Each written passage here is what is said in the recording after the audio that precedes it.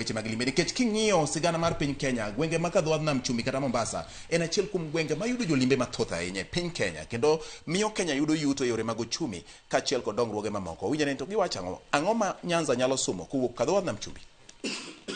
Ani Peter Otieno Uno, an ajadak ma Mombasa, lakini aya Nyakach, Kisumu County. Kaluwore gi weche mag limbe mag tourism, to waneno ka sirikal osesembea osedok chien ahinya mar redo kata ting'o malo weche mag limbe kata weche mag tourism go e Kisumu County aswa kata Nyakach. To nikech wan gi areas kata wan gi kuonde ma sirikal onego bed ni focus mondo oting' malo manyalo attract tourism. Gin areas kaka wan gi Nyakach wan gi Nyabondo Plati monego bed ni keto achiel kuom tourism attractions. Wan gi Odino Falls monego bed ni bedo kaka tourism attraction. Wan gi Nyakach ne wan gi pool mane niluongo no Mieri. Nokawe otere e museum. To nyaka ne kawe matere e museum no, pok wang'eyo ni to sirikal timo kode ang'o mondo mi attract tourism. Apart from Nyakach, wan kidhi Kano to wan gi area ma Sidho, kama ne Lwanda Magere ne nitiere.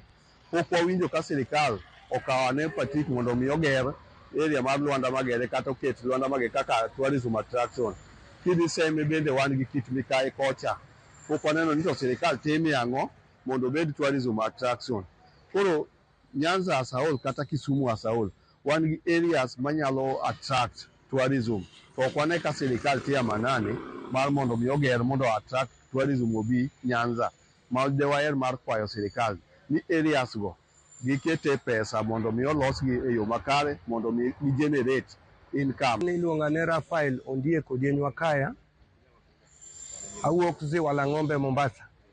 To mokwongo anyalo chako gi Thim Lich Oinga.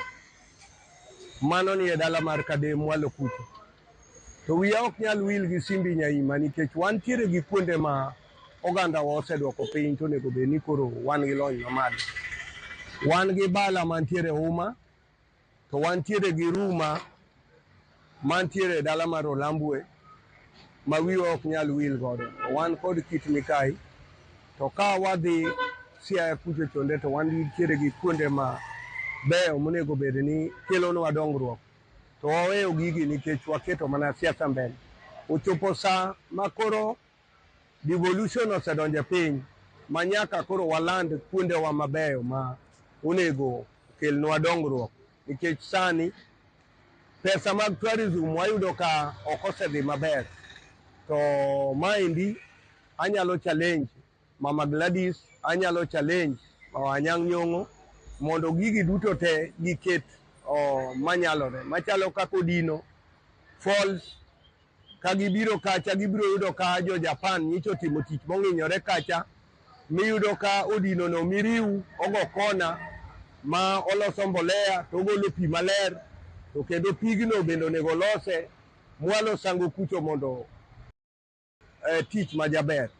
Koro gigi duto te ka nitiere to waparo ni kungowa kod yuto marwa gi nweng'o marwa nyalo dhi kare. Maendi wakwayo ni mondo otimre nikech aneno ka muda mang'eny wamiyo mana broad based, to mano ok onego bed kamano.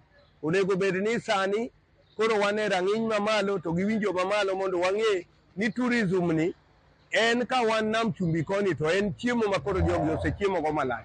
To wadwaro ni mondo koro Madam Gladys Wanga ong'aw paro mare dongruok mar tourism kata Anyang' Nyong'o mondo ong'aw wiye malo kabisa. Agombo ni mondo James Orengo be mondo ong'aw wiye malo kabisa ma kik waket mana ni siasa e dongruok. Nitiere kuondewa mang'eny mabiro miyo wayuto kendo manyalo miyo nyithindewa odonje e utalii college mondo gisom weche mag ng'eyo ni to Lwanda Magere ni ne en ng'a, Okore Wuon Ogonda ni ne en ng'ama nade, Odera Kang'o ni ne en ng'ama nade. Gidhi dala ka Jaramogi mondo ging'e ni to artifacts gin gik ma jowa machon ne tiyo godo. Mondo gidhi dala ka Jaramogi mondo ging'e ni to magi gin gik manade. gidhi machalo Odera Kalo University, ging'e ni to Profesa Bethel Ogot ne en ng'at machal nade, magi biro konyo nyithindewa kuom ndalo mabiro, nikech wan makoro wawuoyo ni weche wa ka ok oketi e ratiro, kata ka ok okete e ng'ong'ruok, kata ka ok okete apiga nyong'ong', bila makoro wawuoyo ni to wuoyo wagi kata loso wagi biro lal. Nagoromo gi mago jo Mombasa.